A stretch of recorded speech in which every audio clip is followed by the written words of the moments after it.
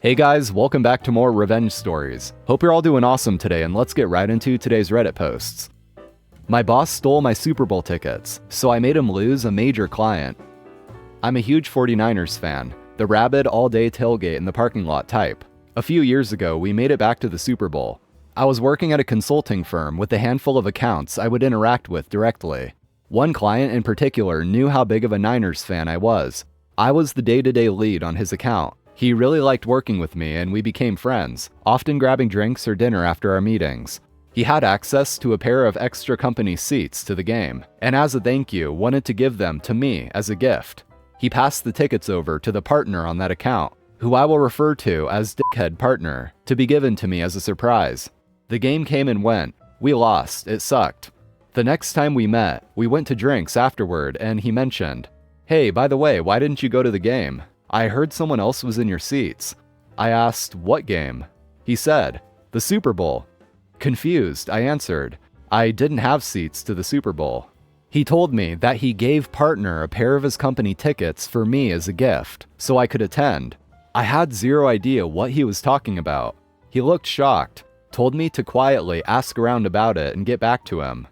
When I was back in the office the next week, I found out through one of the secretaries that partner had given a pair of Super Bowl tickets to another one of his clients as a gift from our company.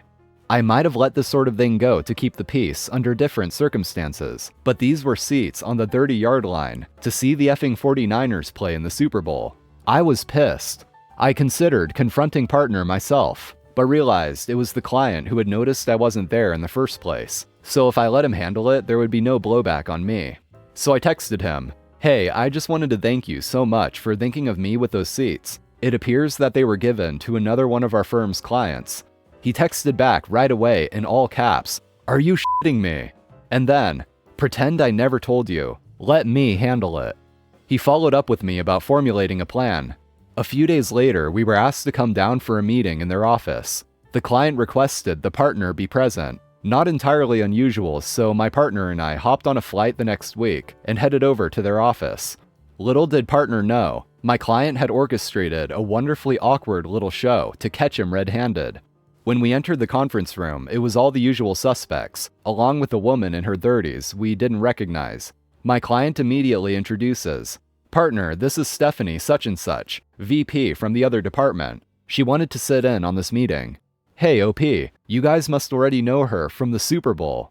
She then responds as she goes to shake my hand, "Oh, I don't think so. Did we meet there? I'm sorry if I forgot." Client responds, "Geez, Steph, how much did you have to drink? They were sitting right next to you."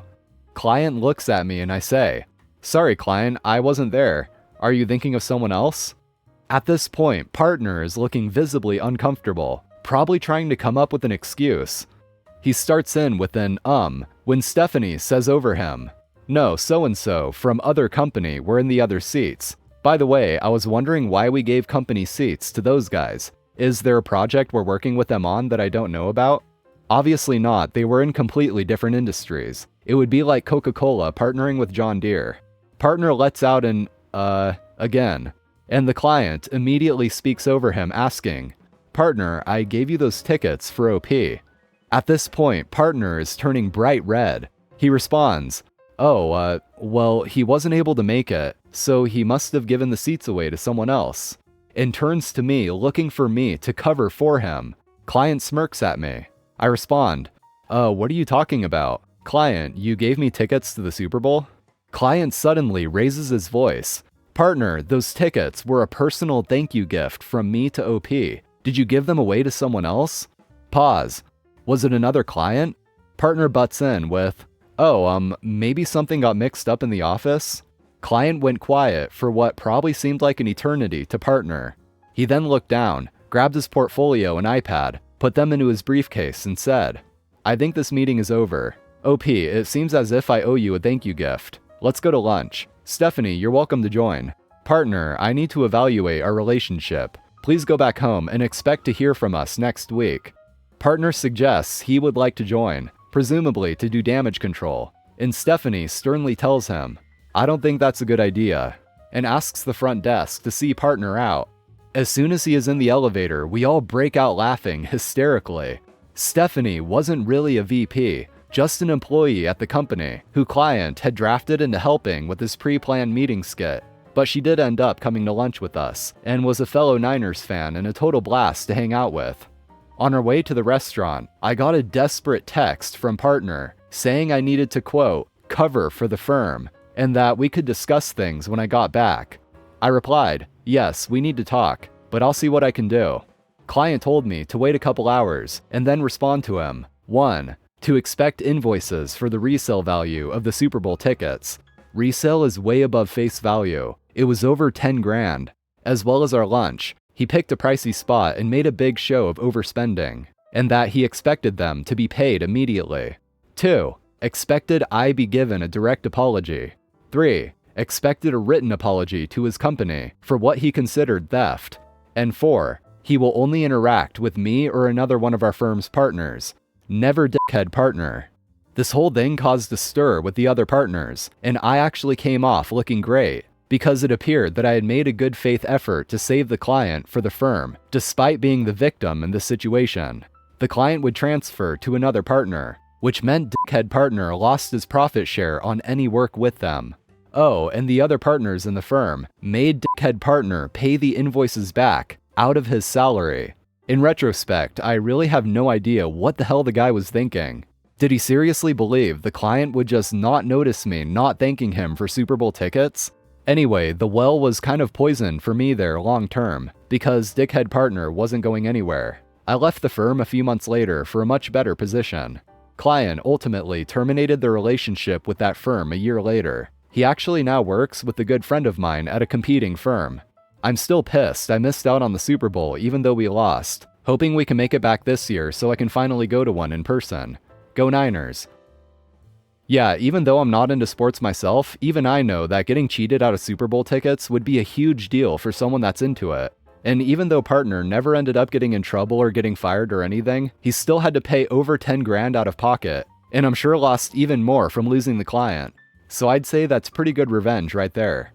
I'm just surprised he didn't get into more trouble for doing what he did, given that it was considered theft as it should be, of thousands of dollars of value. Help my roommate rob us and make us homeless? Bye-bye Army officer job. After my son was born and my wife almost died from pulmonary embolisms due to undiagnosed lupus eating her lungs, we finally managed to go on our first family vacation when my wife's health recovered. To preface this, we had to get a roommate to help with bills during this time, and a longtime friend was happy to help out and get a reasonable place to stay. Now this is where Army Liar comes in. I had known this guy for almost 2 decades, spent entire summers at his family's place, and even lived with him on multiple occasions. I genuinely thought of this guy as my brother, cried in each other's arms type shit. But as dumb people do, he developed a massive ego after his parents paid his way through Colorado State University Pueblo. He started hanging with the definition of gigachads, and all of a sudden is nothing but conservative politics and lying his ass off to get into the reserve officers training program for the Army at the college. This is important for later. Working out at the college with his bros, and generally being above hanging with people who couldn't have a golden parachute from their parents. So Army Liar graduates, gets commissioned as an officer, and it's a shock when he wants to come hiking and partake of adventurous, generally wild college youth stuff. My roommate gets together with him, and through the wonders of the World Wide Web, we had a great time. I managed to decompress from my almost dying wife, as well as the struggles of being a new father. Now back to vacation, we visit family in Oklahoma. I had not seen my family in ages, and it's a great time. When we arrive back home, half the whole house is empty. There is a note from roommate that Army Liar helped him move all of his crap out, and good luck. Understandably, this was a terrible turn of events. Any parent will tell you, you can't just plop some rando in the now vacant room due to trust concerns and an infant present. Now I'm frantic at this point. Tons of our crap is missing. Our marriage documents, birth certificates, lease, wife's 3DS, and more, all gone. I start blowing the roommate up, and Army Liar calls me. He proceeded to tell me he orchestrated it all because roommate was not really happy here and needed to move back to, quote, Central BFE, Texas, from Colorado. I know, it's silly. I am obviously upset, but Army Liar was my chosen brother. Literally take a bullet for him. I explained that I am missing all the things I've noticed. This mother effer has the nerve to say, Yeah, not my problem. I was floored. He had spread some BS about me treating my roommate badly to his whole family, and they stopped talking to me. These are people who essentially raised me, housed me, and who were better parents than my own. I'll confess that I did something then that I was not proud of at the time. I told Army Liar that if he won't at least help me get my things back, I would have to contact his army supervisor and explain how he essentially just helped rob me. He laughed and told me to go right ahead. In the end, I caved and didn't do anything. I was too mentally and emotionally exhausted. My wife was crushed, and my son was upset by our constant crying and worrying about how we were going to pay our bills. Ultimately, we lost our place and were forced to attempt to move back with my parents, which was not a solution because my mom was a terrible human and had filled every available space with foster children to game the state for money. We lived out of our car until I found a temp job in Houston, which ended and decided that they were done with the project I headed and terminated my position after telling me I would be moved to salary, back to living in a car. I finally landed a stable job back in Colorado, was able to get counseling and rebuild our life in a way that depended on nobody but myself. Happiness actually came back into our lives. My 2-year-old son would never remember this dark period, and I made friends who put Army Liar to shame. But what's this? I hear from some old friends that Army Liar dropped them like old garbage, and they missed him, wondering if I knew where to find him. And find him I did. Turns out bitch boy Army Liar got married and was traveling the globe as an army officer, strongly exuding the whole 10 yards of my shit doesn't stink vibes. I remarked to one of my new good friends who just left the Navy that I couldn't believe they gave Army Liar a security clearance with all the things Army Liar had done in the past, which would disqualify such a clearance. My friend told me that Army Liar most likely lied and had his new bro friends do all his interviews, because if the army found out, they wouldn't have cleared him. Cue the gears to start turning. Turns out it's incredibly easy to get in contact with people who care in the army. I talked through Army Liar's complete past, leaving nothing unsaid.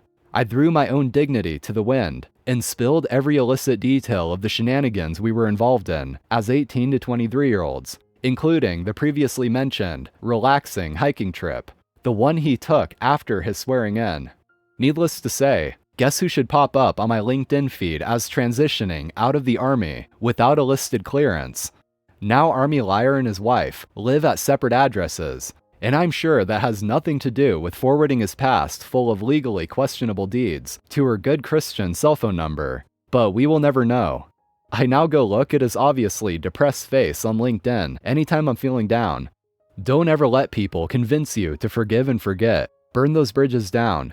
They deserve it, and I promise it will be the best feeling you have ever felt. I know it was for me. Thank you for watching, everyone. I hope you enjoyed. If you did, hit that like button, it really helps me out. And also, subscribe to the channel for more Reddit shenanigans like this, and I'll see you next time.